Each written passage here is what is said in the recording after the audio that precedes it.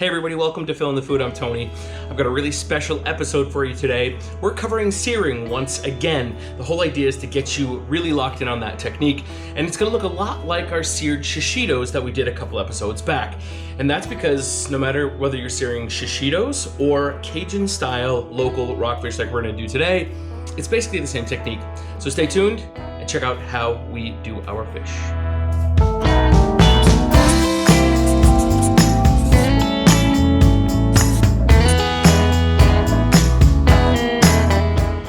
So a couple weeks ago, I was talking with my buddy Christian at the farmer's market in San Rafael. He works often at the booth for Yacopi Farms. And he mentioned to me that he got a new fishing boat. Christian and I talk fishing from time to time. I mostly fish from the shore at the various beaches around the Bay Area. I used to do that back east a little bit as well. I absolutely love it. And Christian said that he was gonna start doing charters out on his new boat that he named Whatta Catch. It was an absolutely amazing and beautiful boat. We had a great trip. It was such a beautiful day. I got up early the other day and headed down to Half Moon Bay where I met Christian and his buddy, and we headed out and we ran into some pretty spectacular stuff. We didn't catch many fish that day. We were hoping for some salmon. We did catch a couple of rockfish. They weren't huge, but check out what happened. Absolutely mind-blowing.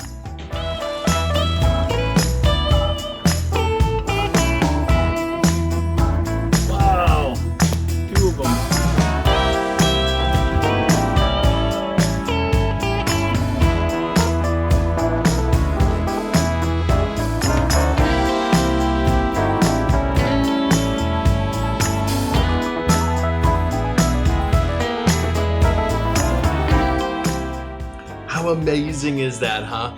I will never forget being in amongst all those amazing humpback whales feeding all around us.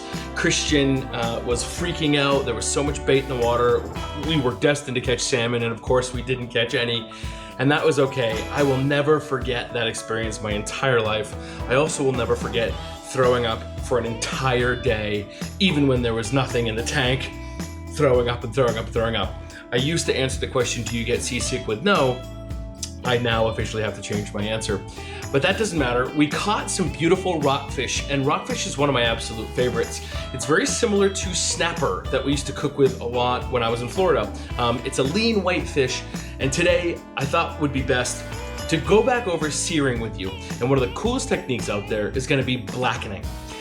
This is a Cajun style cooking technique, and a lot of people use blackening as an excuse to burn their food, and it's completely different than that. It is a dark and heavy char on the spices that you coat on something. And so this is gonna be really, really fun and delicious.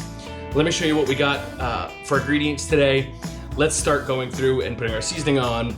We're also gonna do this dish today with some sauteed summer veg that I'm gonna finish off with some creme fraiche, almost like a informal Macque Choux, a traditional Cajun vegetable saute dish that's delicious as well.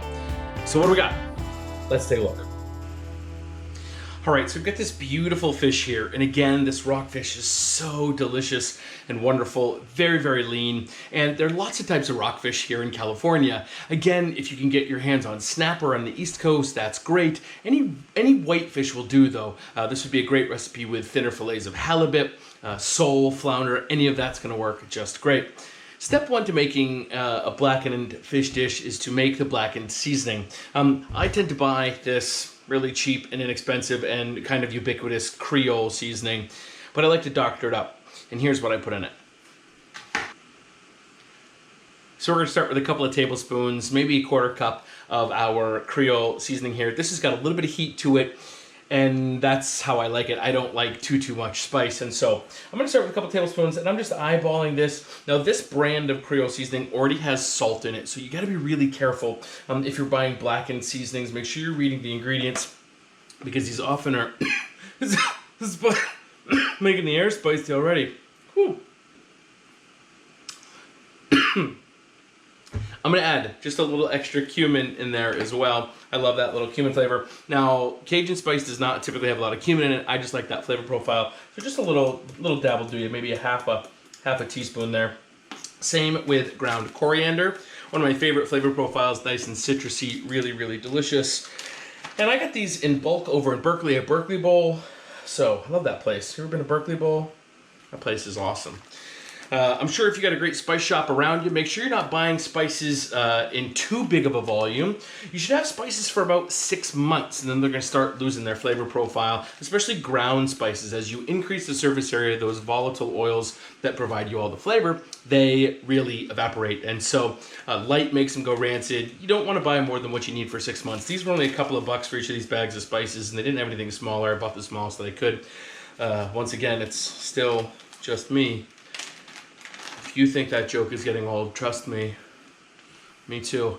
This is a little bit of ancho chili powder. I'm gonna bump this up maybe a tablespoon. Anchos are dried poblano peppers, and so not a lot of heat here, which is great. It's nice and sweet. And last but not least, one of my favorites, smoked paprika. I'm gonna go pretty hefty on this, probably about a third of the volume of the Creole seasoning that I started with. I'm gonna add in smoked paprika. So probably 3 parts Cajun paprika to 1 part, or Cajun seasoning to 1 part smoked paprika. And get that all in there. I love that smokiness, and this is gonna be delicious. Now last but not least, I always add a little bit of sugar into my Cajun blackened seasoning. That sugar really helps get a good color and caramelization and toasting of the spices. And so, just handy dandy white sugar. I would say 1 good pinch. It also cuts down on the saltiness, 1.5 good pinches. It's also gonna help cut down on the saltiness of that original spice mixture. So I'll give this spice mixture a little bit of a mix here. And we're looking pretty good. Okay, I've got myself a little sheet of parchment paper here. I really like to spread my seasonings out and get them kind of at a place where I can push the fish and really crust the fish fillet really well in my spices. So rather than just sprinkling it on top, it's much easier to do it this way. So I've got my spice mixture, my beautiful bowl here, but out and onto my parchment. And I'm gonna grab my fish. Just very simply take my fish and just right into, and I'll just give it a little pat. This fish, I didn't rinse this fish or anything like that. It was expertly filleted by Christian and his buddy out there, his mate, on the Whatta Catch, Half Moon Bay. What a fun day, and I'm super stoked to have these fillets. So I coat it really, really well. If you see any rogue scales, I've got 1 little rogue scale there, get rid of that. That scale isn't gonna be delicious. It's important if you're buying fish to make sure that your fish is scaled and doesn't have lots of little scales flicking on there. Scales are made out of the same material that fingernails are made out of, and they don't ever really break down when you cook them. So unless you enjoy like fingernail salad with your fish, get rid of the scales. Gross. Okay, we've got our fillets all crushed up and ready to go. I'm gonna set these aside for a second while I start to prep the veg for my accompaniment with my dinner. That kind of fake style Macque Choux. Gonna be awesome. Get rid of this, clean up the spices. All right, one of the other good reasons why it's important to lay your spices out and then push your fish into that on something that's kind of disposable is that if you have a little bit of spice mixture left over, it hasn't been contaminated. If you get all kinds of fishy, juicy bits in there, you gotta throw it away. And I wanna save that for next time. And there will be a next time, I promise you. All right, let's get started on our Maque Choux. Maque Choux is a traditional vegetable dish in Louisiana in Cajun cuisine, and it's absolutely wonderful, perfect for this time of year. It's based around corn and whatever veg you have kicking around. There's bacon in it. I'm gonna keep the bacon out today to keep this pescatarian, but this is great with zucchini and all kinds of different veg that you got from the garden in the summertime that you can pick up at the farmer's market. Now we start with corn. I've got a couple of ears here of fresh, beautiful corn. I wouldn't go frozen. This is gonna be sweet and delicious. I like the bicolor corn. Back east, we call this sugar and gold, butter and gold. I've seen it called silver and gold, all over the place. But white corn, yellow corn will work fine, but I like the bicolor corn. In Cajun cuisine, they have something called the Trinity that they kind of put in everything. That's onions, bell pepper, and celery. Instead of onion today, I'm gonna use shallot. That qualifies. Shallot's a little bit sweeter and more delicious. It cooks softer a little bit quicker, and I don't really like that onion crunch. Celery, not gonna happen. Nobody has celery at home unless they're making ants on a log, which are delicious, but I'm not making ants on a log at home, so I don't have any celery, and that's fine. You can skip it. We're gonna insert some other veg anyway. I've got a big clove of garlic, And instead of bell peppers today, I'm gonna use shishitos. Now, all I did with these shishitos, I'm gonna keep them whole, but I ripped off the little top, the little stem bit, because that's not gonna cook down when, it's not gonna get soft when we cook it. And so that stays off for our saute. Now we're gonna finish this instead of cream, we're gonna use Creme Fraiche today, because it's 2020 and you deserve nice things. Creme Fraiche on everything, am I right? 100%. And we're gonna skip cheese. I have a hard time believing anybody in Cajun country is running out to grab a chunk of Parmesan or Reggiano to throw into their Macque Choux. Now, instead of celery today, I've got some Blue Lake beans. I picked these up at Yakipi while I was talking to Christian about fishing. These or any other green bean would be fine. And again, whatever you have kicking around for veg. In the springtime, you could probably do this dish with beautiful garlic scapes, artichoke, zucchini, all kinds of fun stuff. Sugar snap peas would all be delicious and work just fine. Likewise, you could also throw in some roasted pepper if that's your thing. It's not my thing right now. Finish it with scallions. A lot of options. There's almost nothing you can go wrong with in this dish. As long as it's based around corn and you've got 2 out of 3 of the Trinity, I think you'll be okay. Let's get this corn off the cob. All right, so this is pretty easy. You've probably seen this before, but I'll go over it real quick. To get my kernels off of my fresh corn, I've got a bowl. I like to do this because it kind of keeps everything in one place and just without, ending up with corn shrapnel everywhere. I've obviously peeled these down, and you want to get all the silk away. That silk doesn't really break down when you cook it. Did you know there's one silk for every kernel on the cob? It's kind of like a periscope to the sun when it's tucked away in the husk while it's growing. Kind of a cool fact, I think. But let's get the kernels off the cob. So I stand this upright in a bowl, and I just take a knife and I trim that kernel right off the cob. I missed the bowl somehow, that's okay, I'm gonna keep going. I rotate it a little bit, and you don't wanna go too deep. As you can see here in the cob, as I cut this off, I kind of stop the first time and I will give it a feel. And if it's rough, that means I've gone too deep. Now, there's a fine line. You don't wanna leave too much on there, right? So you get what you paid for, but you also don't want to get too deep, because if you get too deep, then the cob bits will be stuck on the bottom of the kernels of corn, and it's going to be really hard and not enjoyable to eat. And so it's important to not go too deep. So I just go around the world, keeping in mind those kernels are only maybe, not even 1/4 of an inch. And I'm going to do both ears.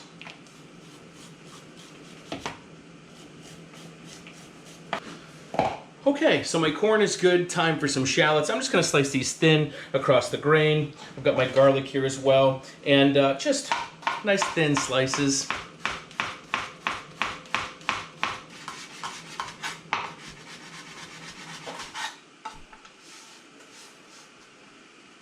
I'm gonna make some thin slices of my garlic as well. I'm just gonna use my knife. I know if you've ever been to one of my classes, you may have heard me talk about using a truffle shaver to get garlic slices really thin.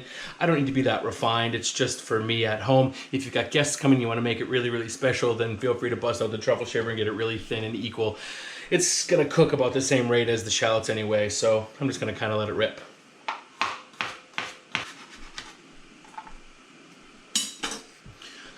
Okay. So my garlic and my shallots I can throw into the same kind of container because they're going to go into the pan at the same time. But I want to keep my corn separate. I want to keep my shishitos separate because everything's going into the pool at a little bit of a different time.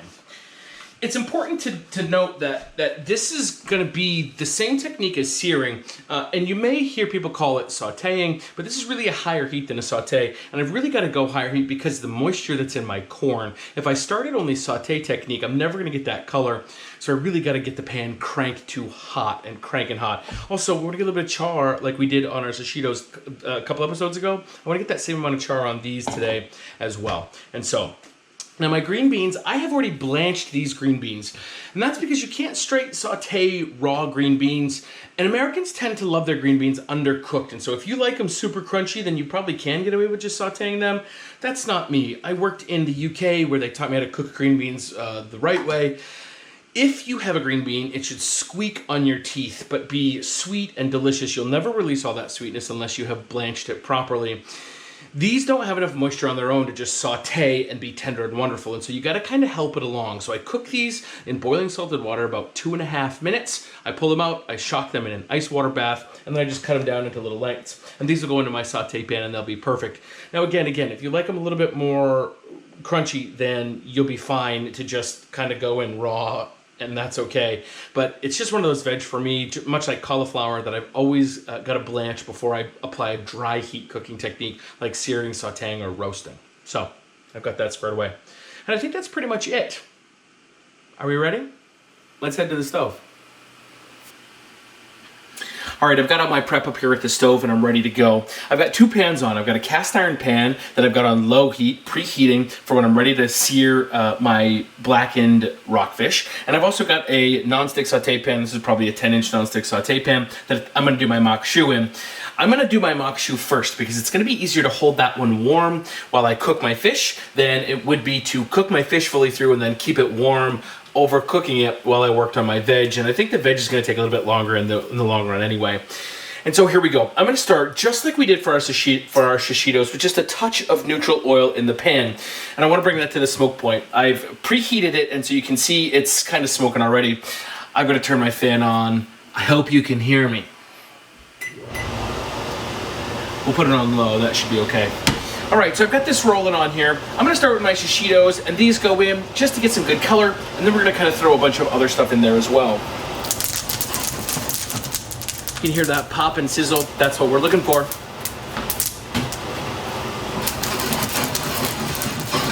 And I'm just moving these around, giving them some good color, getting them coated in that little bit of fat that we had in the pan. Now I'm using grapeseed oil. You could use canola oil if you wanted to, or some other neutral oil like avocado oil, rice bran oil, macadamia oil if you can afford it. That will all work just fine. A little bit of salt, just a pinch, and we season in layers as we go. Again, not much different here than our shishito video a couple weeks ago, right? If you watch that, fast forward a little bit if you want to, I guess. I don't know.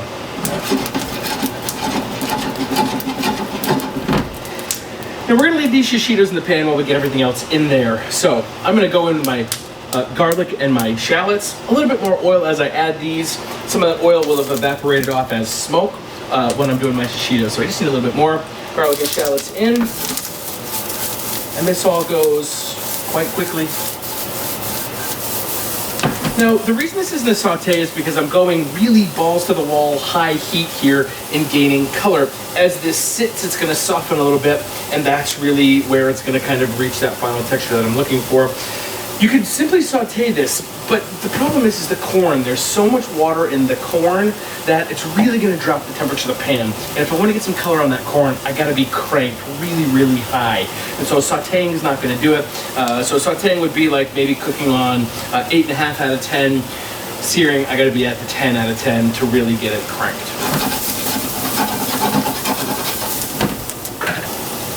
Pan's look a little dry, so another couple drops of oil, and I did season that shallot and garlic in there as well. The shishitos are looking really, really great.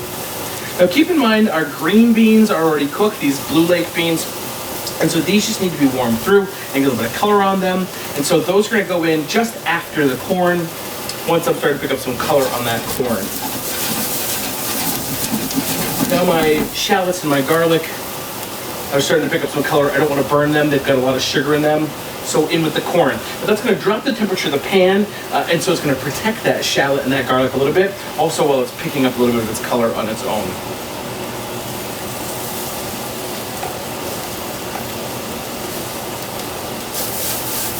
And this is looking delicious already. This is so, so yummy.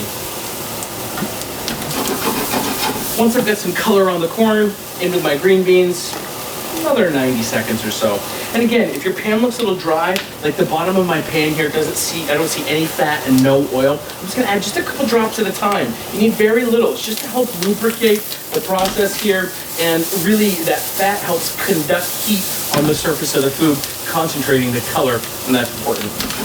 Those kernels are so small, they're already cooked through and they're starting to color, so that means we're coming to the end of my Maque Choux. That was maybe, what, 3 minutes, 2 minutes, 3 minutes? Somewhere between 2 minutes and 4 minutes probably on the heat, start to finish. And this is enough for 2 people. And so, you know, I wouldn't quite double the time if you're making for a family of 4, but really quick and really easy. If you're doing a dinner party, this is a great option.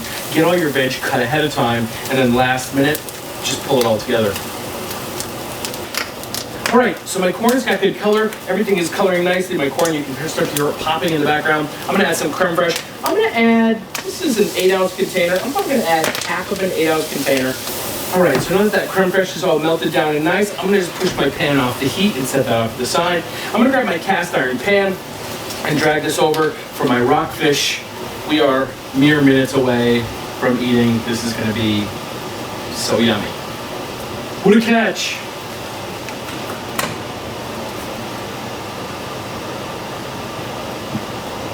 I forgot to put the green beans. That's okay, they're blanched. Just throw them in while you're cooking your fish. I mean, throw them in before you add your creme fraiche for a minute or two, but whoops. All right, I've got my cast iron pan. We're at that smoke point. I've got a very thin coat of oil in my pan, and we're ready to add the rockfish fillets. Skin side down, and that sizzle is what we love.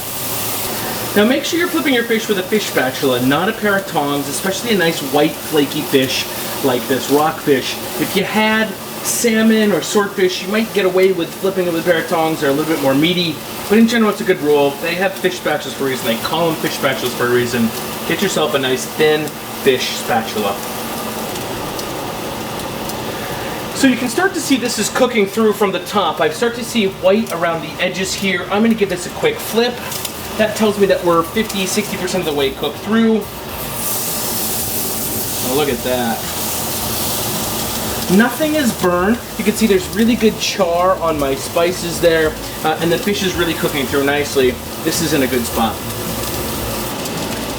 Okay, we've just kissed this with heat on the other side. It's getting kind of smoky in here, so I'm going to give this a flip and take a look. Oh man, that looks amazing. I've got my service plate right here. So this comes right on. Time for piece number 2. Now in between pieces of fish, my pan's a little bit burnt up. A lot of the fat has evaporated away, so I'm going to give this a little wipe out with some paper towel to make sure that it's nice and clean before my second piece goes in, just to make sure it doesn't stick or anything. That's the worst case scenario.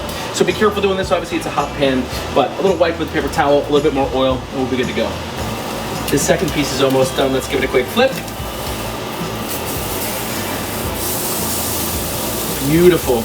And one of the coolest bits about blackening, you know you're doing it right, but you can still see the color of some of the spices underneath the brown bits, underneath the char. And that tells me that I'm just getting a good surface char on the spices. I'm not really burning anything. You know, and again, that's been the running joke for a lot of people for a long time. Oh, it's Cajun style. Well, baby, this is really Cajun style. I'm gonna throw my Maque Choux back on that burner just to put some heat back into it. And we're very close. All right, we've got our beautiful Maque Choux here. Our Maque Choux. Doesn't that look amazing? It looks so good. And I got enough for tomorrow too. Such a great job with this fish. If I do say so myself, it looks really incredible, blackened really, really nicely. Remember, searing is all about that high temperature and getting color developed. Blackening is a perfect technique for this. I want to say a huge thank you to Christian and the Whatta Catch crew. Such an amazing day, memories that will last a lifetime, and a dinner that's going to be really, really wonderful. If you enjoyed our video today, hit the like and subscribe buttons down below. Check us out on Instagram or our website, and we'll see you next time on Fill in the Food.